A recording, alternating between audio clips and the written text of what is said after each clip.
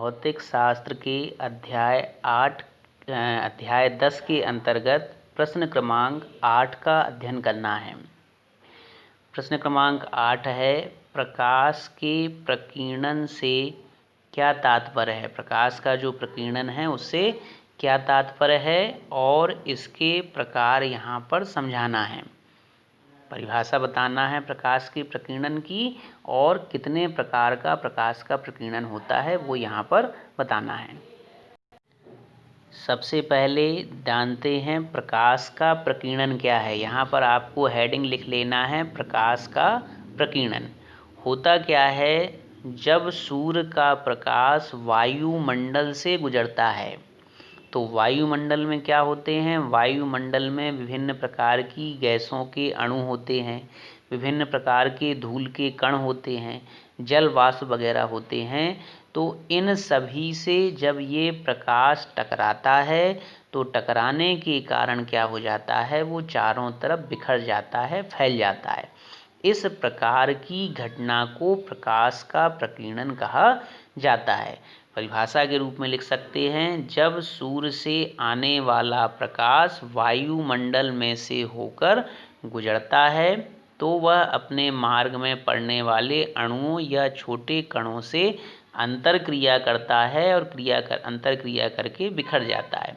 तो इस प्रकार की परिघटना को प्रकाश का प्रकीर्णन कहा जाता है। मतलब जैसे ही सूर्य का प्रकाश वायुमंडल से गुजरा, वायुमंडल में जो अणु या धूल के कण वगैरह हैं उनसे टकराया और टकरा कर क्या हो गया, फैल गया, बिखर गया। तो इस प्रकार की घटना को प्रकाश का प्रकीर्णन कहा जाता है। अब प्रकीर्णन दो प्रकार का होता है। नंबर 1 जो इसका प्रकार है वो है प्रत्यास्थ प्रकीर्णन। प्रत्यास्थ प्रकीर्णन क्या है, जब प्रकाश का प्रकीर्णन ऐसे कणों के द्वारा होता है जिनका आकार प्रकाश के तरंग दैर्ध्य की तुलना में बहुत ही कम होता है। ऐसे कणों के द्वारा प्रकाश का प्रकीर्णन हो कि उन कणों का आकार प्रकाश के तरंग दैर्ध्य की तुलना में बहुत कम हो, तो ऐसी स्थिति में प्रकाश के प्रकीर्णन को प्रत्यास्थ प्रकीर्णन कहते हैं।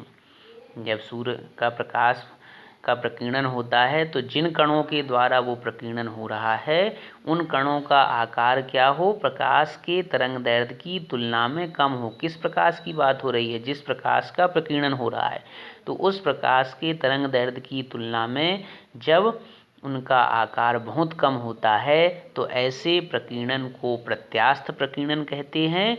और जब कणों का आकार अधिक होता है तो ऐसे प्रकीर्णन को अप्रत्यास्थ प्रकीर्णन कहते हैं। आगे पढ़ने वाले हैं, देखो यही अभी जो मैंने आपको परिभाषा बताई है अप्रत्यास्थ प्रकीर्णन की, वही परिभाषा देखो यहाँ पर लिखी हुई है।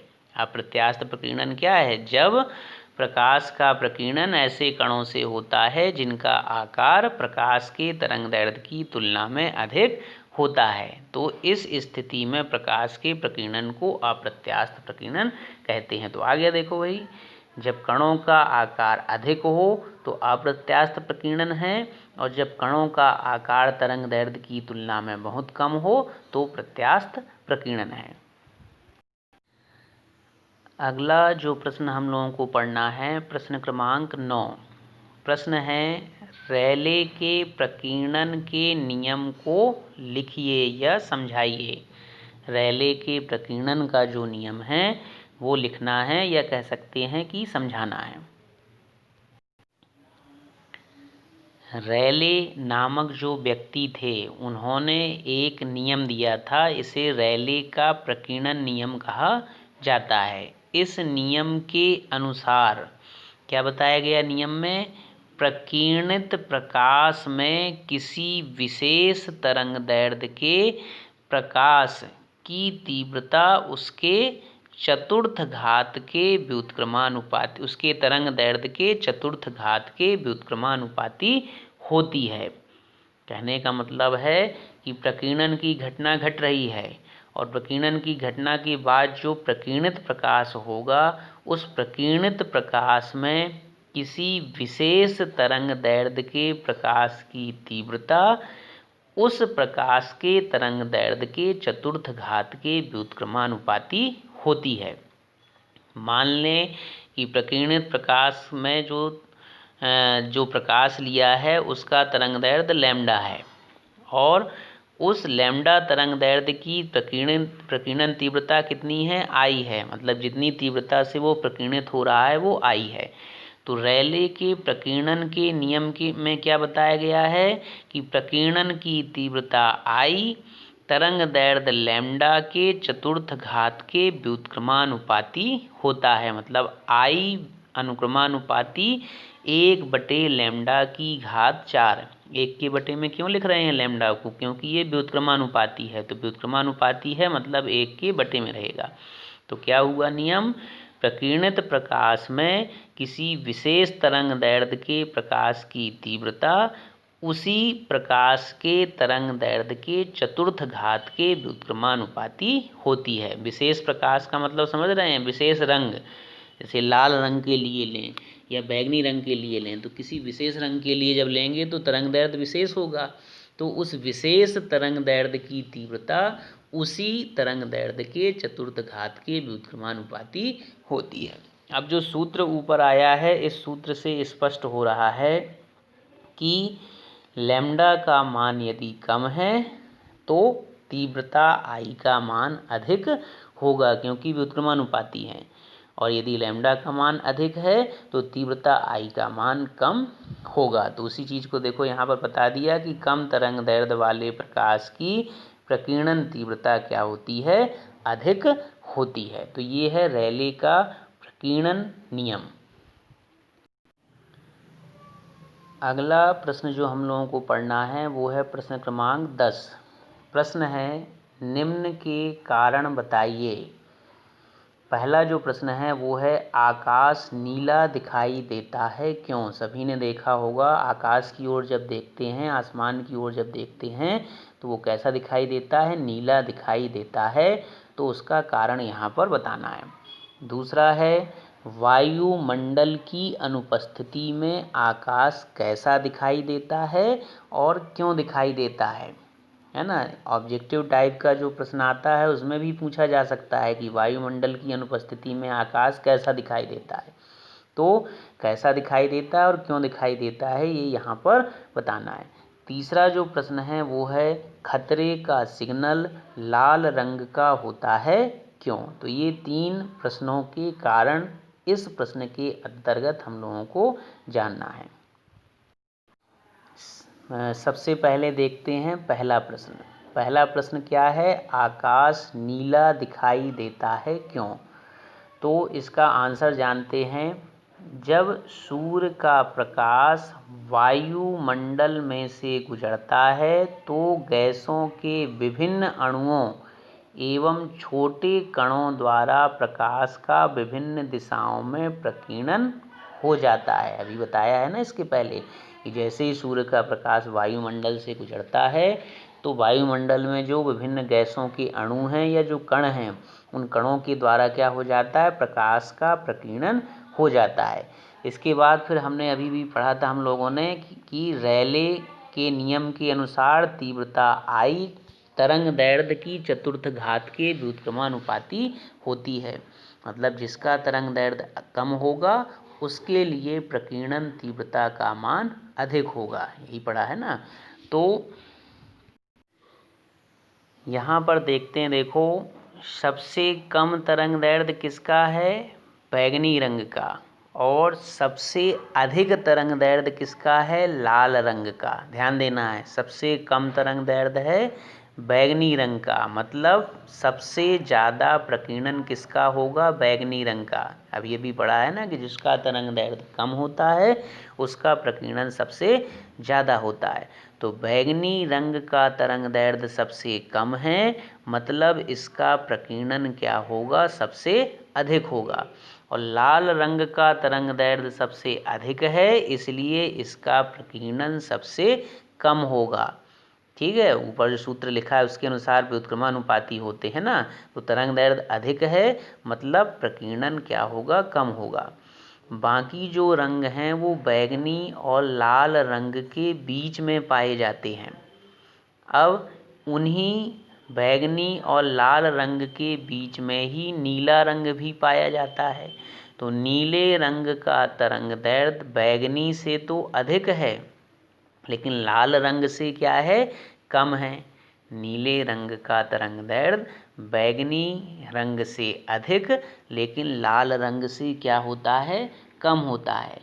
अब नीला रंग अन्य रंगों की तुलना में सूर्य के प्रकाश में अधिक भी होता है और हमारी आँखों के लिए संवेदनशील भी होता है। माने हमारी जो आँखें हैं वो नीले रंग के प्रति अधिक संवेदनशील होती हैं। बैंगनी रंग का तरंगदैर्घ्य सबसे कम है, लेकिन बैंगनी रंग से अधिक किसका है, नीले रंग का तरंगदैर्घ्य है। तो तरंगदैर्घ्य अधिक है, लेकिन हमारी जो आँखें हैं वो बैंगनी रंग की तुलना में नीले रंग के प्रति अधिक संवेदनशील हैं। तो होना तो ये चाहिए था कि आकाश बैंगनी दिखाई देना चाहिए था, क्योंकि बैंगनी रंग का प्रकीर्णन सबसे अधिक होता है, लेकिन बैंगनी रंग की मात्रा भी कम है और हमारी आँखों के लिए ये कम संवेदनशील है। तो अब बचा कौन, नीला रंग। बैंगनी रंग की हट गया तो कौन सा बचा, नीला रंग। तो नीले रंग के लिए क्या हो जाएगा, नीले रंग का तरंगदैर्घ्य लाल रंग से कम है, इसलिए नीले रंग का प्रकीर्णन अधिक हो जाएगा और मात्रा अधिक होने के कारण ये अधिक मात्रा में आकाश में दिखाई देने लगता है। यही कारण है कि आकाश हमें नीला दिखाई देता है। वास्तव में होना क्या चाहिए था, बैंगनी रंग का प्रकीर्णन सबसे ज़्यादा होता है क्योंकि इसका तरंगदैर्घ्य सबसे कम है, लेकिन बैंगनी रंग की मात्रा कम है। अधिक मात्रा किसकी है, नीले रंग की, और नीला रंग हमारी आँखों के लिए अधिक संवेदनशील भी है। तो यही कारण है कि आकाश में बैंगनी रंग ज़्यादा फैला हुआ नहीं दिखाई देता, बल्कि नीला रंग ज़्यादा फैला हुआ दिखाई देता है। यही कारण है कि आकाश हमें नीला दिखाई देता है। दूसरा जो प्रश्न हम लोगों को पढ़ना है वो है कि यदि वायुमंडल ना होता तो आकाश कैसा दिखाई देता। तो सबसे पहले तो इस प्रश्न का आंसर दिए देते हैं कि यदि वायुमंडल नहीं होता तो प्रकाश का प्रकीर्णन भी नहीं होता। प्रकाश का प्रकीर्णन किसके कारण होता है, वायुमंडल में जो धूल के कण या गैसों के अणु हैं उनके कारण होता है। और जब वायुमंडल ही नहीं होता तो प्रकाश का प्रकीर्णन भी नहीं होता, जिसके कारण आकाश काला दिखाई देता। कोई भी रंग वहाँ पर दिखाई नहीं देता, मतलब कैसा दिखाई देता, आकाश काला दिखाई देता। तो ध्यान रखना है कि जब वायुमंडल नहीं होता तो आकाश कैसा दिखाई देता, काला दिखाई देता। क्यों दिखाई देता, तो कारण बताया जा रहा है कि चंद्रमा पर वायुमंडल नहीं है ना, और चंद्रमा पर वायुमंडल नहीं है, अतः चंद्रमा से जब देखते हैं तो आकाश कैसा दिखाई देता है, काला दिखाई देता है। इसी प्रकार से अंतरिक्ष यात्री जब अंतरिक्ष में जाते हैं तो वहाँ से भी आकाश को जब देखा जाता है तो वहाँ से भी आकाश कैसा दिखाई देता है, काला दिखाई देता है। ठीक है, तो क्लियर हो गया, आकाश कैसा दिखाई देगा जब वायुमंडल नहीं होगा, तो काला दिखाई देगा, है ना। कैसे पता ये, तो कई वैज्ञानिक गए चंद्रमा पर गए तो वहाँ पर उन्होंने देखा तो वहाँ से भी आकाश काला दिखाई दे रहा है। इसी प्रकार से अंतरिक्ष में जब वो गए तो वहाँ पर भी आकाश काला दिखाई दिया, है ना। तो चूँकि चंद्रमा पर भी वायुमंडल नहीं है और अंतरिक्ष में भी वायुमंडल नहीं है, तो जब वहाँ से देखने पर आकाश काला दिखाई देता है तो यहाँ से भी क्या होगा, आकाश यदि वायुमंडल नहीं है तो आकाश कैसा दिखाई देगा, काला दिखाई देगा। तो क्लियर हो गया, वायुमंडल नहीं होगा यदि तो आकाश कैसा दिखाई देगा, काला दिखाई देगा, है ना। क्यों ये कह रहे हैं कि काला दिखाई देगा, क्योंकि चंद्रमा और अंतरिक्ष दोनों जगह पे वायुमंडल नहीं होता, वहाँ से जब आकाश देखते हैं तो वो काला दिखाई देता है, इसलिए यहाँ पर स्पष्ट कह सकते हैं कि वो काला दिखाई देगा। कारण क्या है उसका, प्रकाश का प्रकीर्णन नहीं होता, इसलिए कोई भी रंग वहाँ पर दिखाई नहीं देता है ना, तो केवल वहाँ पर काला काला दिखाई देता है। अब जानते हैं तीसरा कारण। तीसरे प्रश्न में पूछा गया है कि खतरे का जो सिग्नल है वो लाल रंग का बनाया जाता है, क्यों? तो कारण क्या है, देखो अभी हमने बताया था कि लाल रंग का जो तरंग दैर्ध्य है वो सबसे अधिक होता है। लाल रंग का तरंग दैर्ध्य सबसे अधिक है और रेले के नियम के अनुसार, रेले का नियम क्या है, आई अनुक्रमानुपाती 1/λ⁴। तो इस नियम के अनुसार जिसका तरंग दैर्ध्य अधिक होगा उसका प्रकीर्णन तीव्रता कम होगी। तरंग दैर्ध्य को लैम्डा लिखते हैं ना, तो लैम्डा और आई क्या है, व्युत्क्रमानुपाती हैं। तो जिसका तरंग दैर्ध्य अधिक होगा उसका प्रकीर्णन क्या होगा, कम होगा। तो रेले के नियम के अनुसार जो लाल रंग है, लाल रंग का तरंग दैर्ध्य अधिक होने के कारण क्या होता है, इसका प्रकीर्णन कम होता है। प्रकीर्णन कम होने का मतलब ये कम फैलता है। कम फैलता है इसका मतलब लाल रंग को दूर से भी देखा जा सकता है। कम फैलता है मतलब ये अधिक दूरी तक, अधिक दूरी से स्पष्ट रूप से दिखाई देता है। जितना ज़्यादा फैलेगा मतलब क्या होगी उसकी, जितना ज़्यादा फैलेगा उतना ही ये स्पष्ट नहीं दिखाई देगा। तो चूंकि लाल रंग का तरंग दैर्ध्य अधिक है इसलिए रेले के नियम के अनुसार इसका जो प्रकीर्णन है वो कम होता है। प्रकीर्णन कम होता है जिसके कारण बिना फैले ये अधिक दूरी तक जा सकता है, इसीलिए इसको अधिक दूरी से देखा जा सकता है। यही कारण है कि खतरे का सिग्नल लाल रंग का बनाया जाता है। तो ये तीनों प्रश्नों के आंसर इस प्रकार से लिखना है।